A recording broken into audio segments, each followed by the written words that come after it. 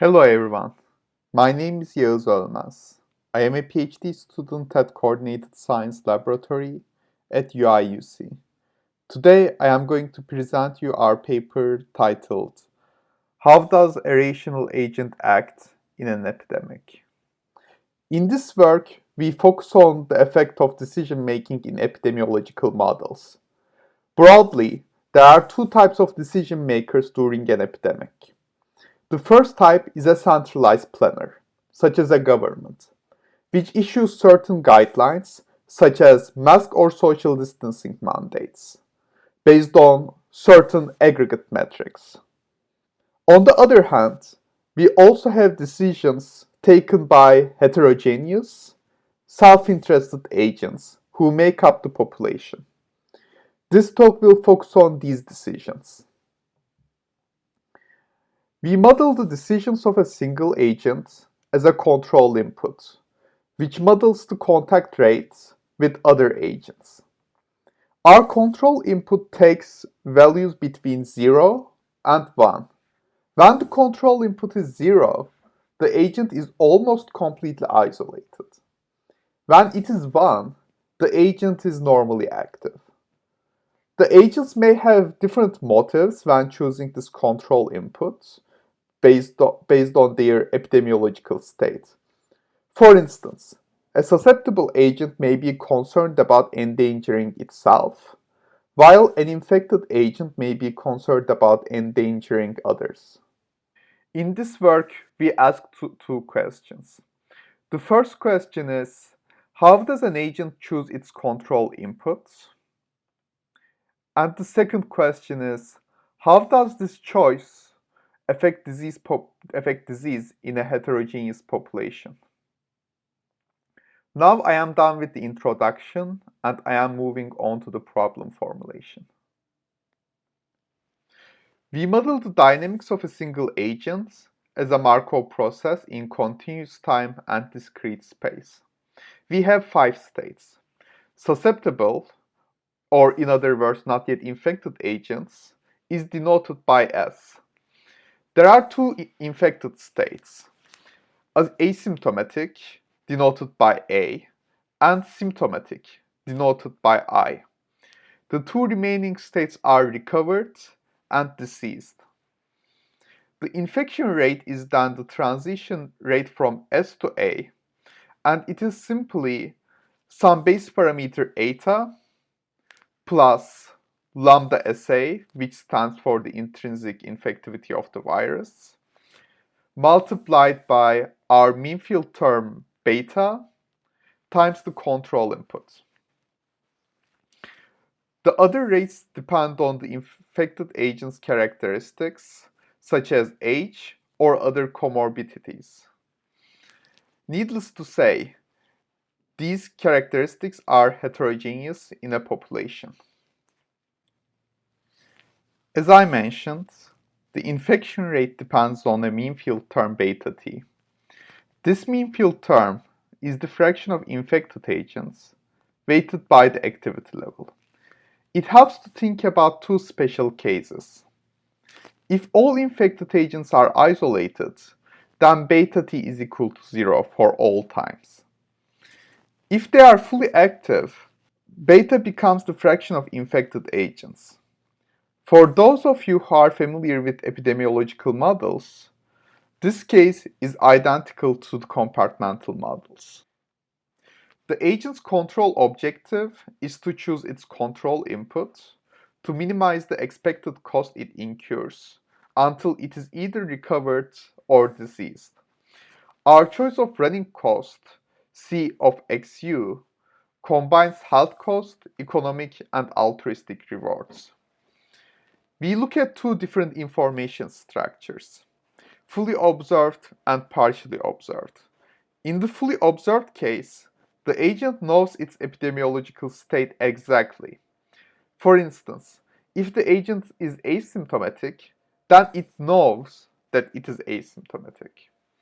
On the other hand, in the partially observed case, the agent cannot distinguish between the states S, A, and R, but it will know if it becomes symptomatic or if it dies.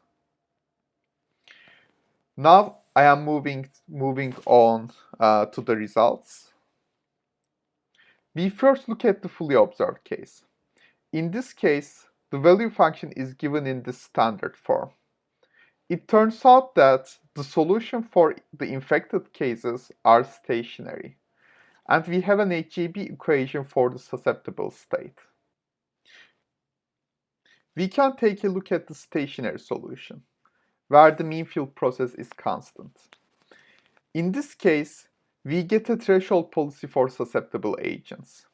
This threshold policy is characterized by beta bar critical, which is alpha, the economic reward, divided by lambda SA times 5 bar A. This optimal policy can essentially be interpreted as a trade-off between the potential health cost and the immediate economic reward. Infected agents care about the society, so the optimal strategy for them is to remain isolated. Using this optimal policy, we can easily find the mean field equilibrium in this case. For a single agent, the optimal control is stationary. Infected agents know that they are infected, so they isolate. Susceptible agents, knowing that the infected agents are isolated, are free to be active. The consistent mean field term is simply zero. From this, we conclude that there is no epidemic in the fully observed case. And then the question becomes, would this be any different in the partially observed case? We now turn our attention to the partially observed case. Let tau be the stopping time at which the agent starts showing symptoms. After this time, the solution is identical to the fully observed case. Before this time, we work on the simplex in R3, which is parameterized by the probability of being susceptible, ST, and the probability of being infected, AT. The evolution of ST and AT is characterized by a nonlinear filter, and we have a proposition that simply shows that AT has an upper bound, which is proportional to the mean field term. Next, we look at the stationary policies in the partially observed case.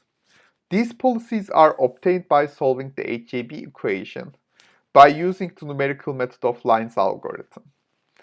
As you can see, the region in which the agent is inactive grows as beta bar increases. When the beta bar is greater than beta bar critical, the agent is inactive regardless of its beliefs. Now, if we were to draw the nonlinear filter's trajectory on the simplex, we get the figure on the right. From this, and some other analysis that we mentioned in the paper, we can reach the following conclusions. First, even though an individual agent's conditional probability AT is small at any time t smaller than tau, law of large numbers dictates that an expectation of AT fraction of agents are asymptomatic.